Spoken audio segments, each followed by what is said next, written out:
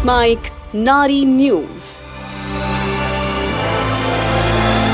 नमस्कार, let's mic में आपका स्वागत है। नारी न्यूज के साथ मैं राखी जैन। आज हम नारी न्यूज में बात करेंगे उस इतिहास की जो अक्सर हमारे पाठ्यक्रमों और चर्चाओं में पीछे छूट जाता है। जब भी भारतीय संविधान के निर्माण की बात होती है तो ज्यादातर नाम पुरुष नेताओं के सामने आकर रुक जाते हैं, लेकिन सच्चाई ये है कि भारत के संविधान को आकार देने में 15 महिलाओं ने भी अहम, निर्णायक और दूरगामी योगदान दिया था। ये महिलाएं सिर्फ संविधान सभा की सदस्य नहीं थी, बल्कि वो उस दौर में महिलाओं, दलितों, अल्पसंख्यकों और वंचित वर्गों की आवाज बनकर सामने आईं। जब समाज में महिलाओं की सार्वजनिक भूमिका सीमित मानी जाती थी। आज की ये कहानी उन महिलाओं की है जिनके विचार आज भी हमारे लोकतंत्र की रीढ़ बने हुए हैं। 1946 से 1949 के बीच जब संविधान सभा की बैठकें चल रही थी, तब भारत आजादी के तुरंत बाद के दौर से गुजर रहा था। देश के सामने सवाल सिर्फ शासन व्यवस्था का नहीं था, बल्कि ये तय करने का था ये नया राष्ट्र किन मूल्यों पर खड़ा होगा। समानता, स्वतंत्रता, धर्मनिरपेक्षता और सामाजिक न्याय जैसे शब्द सिर्फ कागजी नारे नहीं बनने थे, बल्कि जमीनी हकीकत का हिस्सा बनने थे। इसी ऐतिहासिक प्रक्रिया में 15 महिलाओं ने सक्रिय भागीदारी निभाई और अपने अनुभव, संवेदनशीलता और दृष्टि से संविधान को अधिक मानवीय बनाया।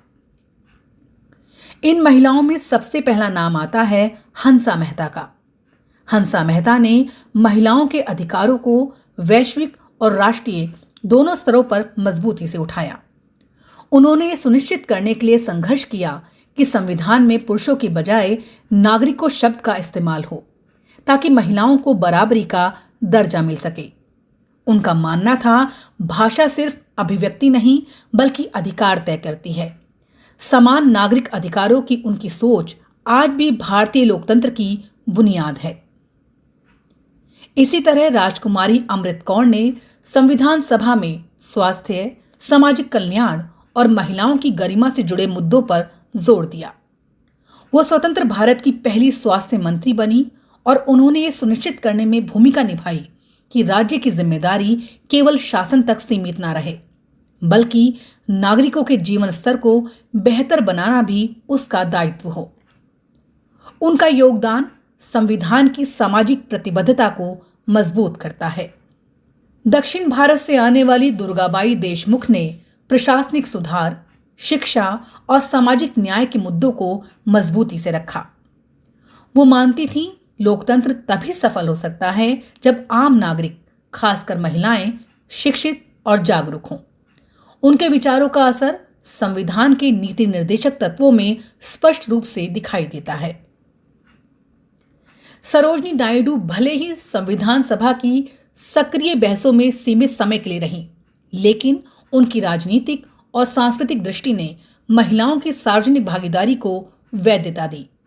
वो इस बात की प्रतीक थीं कि महिलाएं नेतृत्व में भी उतनी ही सक्षम हैं जितने पुरुष।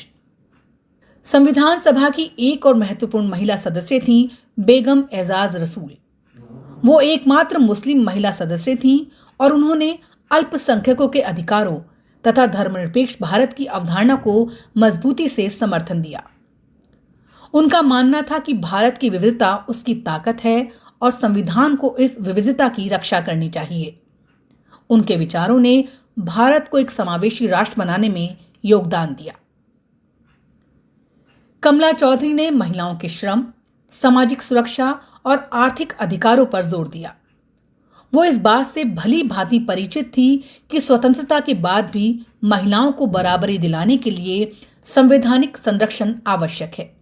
उनके हस्तक्षेप ने यह सुनिश्चित किया कि संविधान केवल राजनीतिक स्वतंत्रता तक सीमित न रहे, बल्कि सामाजिक और आर्थिक न्याय को भी समाहित करे। रेणुका रे ने महिला श्रमिकों, बच्चों और पिछड़े वर्गों के मुद्दों को लगातार उठाया। वो चाहती थी कि संविधान राज्य को सक्रिय भूमिका निभाने के लिए बाध्य करे, ताकि समाज में व्याप्त असमानताओं को दूर किया जा सके।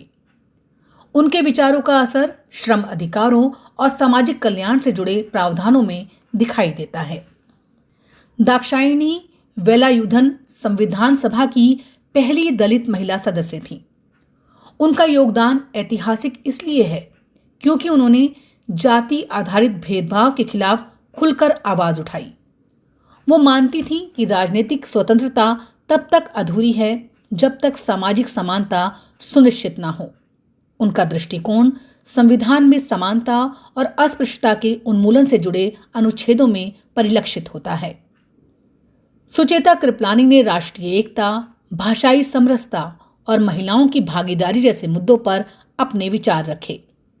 वो इस बात का प्रतीक थीं कि महिलाएं केवल सामाजिक कार्यकर्ता नहीं बल्कि नीति निर्माता भी हो सकती हैं। बाद में उत्तर प्रदेश की मुख्यमंत्री के रूप में उनका नेतृत्व इसी सोच का विस्तार था। विजयलक्ष्मी पंडित ने अंतर्राष्ट्रीय अनुभव के आधार पर संविधान को वैश्विक दृष्टिकोण से देखने में मदद की। वो मानती थीं कि भारत को एक आधुनिक, प्रगतिशील और विश्व समुदाय के साथ कदम से कदम मिलाकर चलने वाला राष्ट्र बनना चाहिए। उनके विचारों ने भारत की विदेश नीति और लोकतांत्रिक मूल्यों को मजबूती दी। मालती चौधरी ने सामाजिक सेवा और ग्रामीण विकास से जुड़े मुद्दों पर जोर दिया। वे चाहती थीं कि संविधान गांव और हाशिए पर रहने वाले समुदायों की वास्तविकताओं को प्रतिबिंबित करे। उनका योगदान ये याद दिलाता है कि संविधान केवल शहरों या अभिजात वर्ग के लिए नहीं बना था। पूर्णिमा बनर्जी ने नागरिक स्वतंत्रताओं और अभिव्यक्ति की आजादी पर बल दिया। वो इस बात से सचेत थीं कि स्वतंत्र भारत में भी सत्ता के दुरुपयोग की आशंका रहेगी, इसलिए संविधान में मौलिक अधिकारों का सशक्त होना जरूरी है। अम्मू स्वामीनाथन ने महिलाओं की शिक्षा और सामाजिक सुधारों के लिए आवाज उठाई। उनका मानना था महिलाओं की भागीदारी के बिना लोकतंत्र अधूरा है। उन्होंने संविधान में लैंगिक समानता की भावना को मजबूती दी। लीला रॉय ने महिला सशक्तिकरण और सामाजिक सुधारों को लेकर अपने विचार रखे। वो इस बात की पक्षधर थीं कि संविधान महिलाओं को केवल संरक्षण ही नहीं बल्कि अवसर भी प्रदान करे। और अंत में अन्नी मस्करिन, जिन्होंने अल्पसंख्यकों और सामाजिक न्याय के सवालों पर संवेदनशील दृष्टिकोण रखा। उनका योगदान ये दिखाता है कि संविधान सभा में विविध पृष्ठभूमियों से आई महिलाओं ने मिलकर एक संतुलित दस्तावेज तैयार किया। इन 15 महिलाओं का योगदान सिर्फ इतिहास का हिस्सा नहीं है बल्कि आज के भारत की नींव है। उनके विचारों की वजह से संविधान अधिक संवेदनशील, समावेशी और न्यायपूर्ण बन सका। उन्होंने ये सुनिश्चित किया कि संविधान केवल सत्ता के ढांचे का दस्तावेज न होकर आम नागरिक के जीवन को बेहतर बनाने का साधन बने। आज जब हम महिला अधिकारों, समानता और प्रतिनिधित्व की बात करते हैं तो ये याद रखना जरूरी है, इसकी शुरुआत संविधान निर्माण के समय ही हो चुकी थी। उन महिलाओं ने उस दौर में आवाज उठाई जब ऐसा करना आसान नहीं था। उन्होंने आने वाली पीढ़ियों के लिए रास्ता बनाया। ये कहानी हमें याद दिलाती है कि भारत का संविधान केवल पुरुष नेताओं की देन नहीं है, ये उन महिलाओं की भी विरासत है जिन्होंने बिना किसी शोर शराबे के लोकतंत्र की नींव को मजबूत किया। आज जब हम अपने अधिकारों की बात करते हैं तो ये समझना जरूरी है कि उन अधिकारों के पीछे इन महिलाओं का साहस, दृष्टि और संघर्ष छिपा है। नारी न्यूज में आज के लिए बस इतना ही। अगली बार फिर मिलेंगे एक नए विषय के साथ। तब तक के लिए देखते रहिए, सुनते रहिए लेट्स माइक। नमस्कार।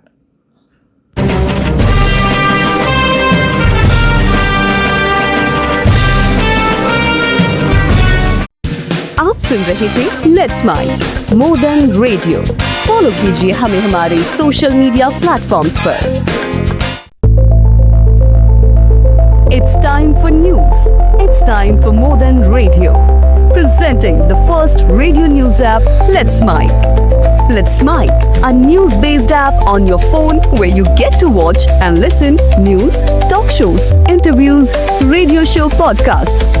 On Let's Mic, you get all relevant information of TV, print, radio, podcast, and digital. Let's Mic talks about every segment of life.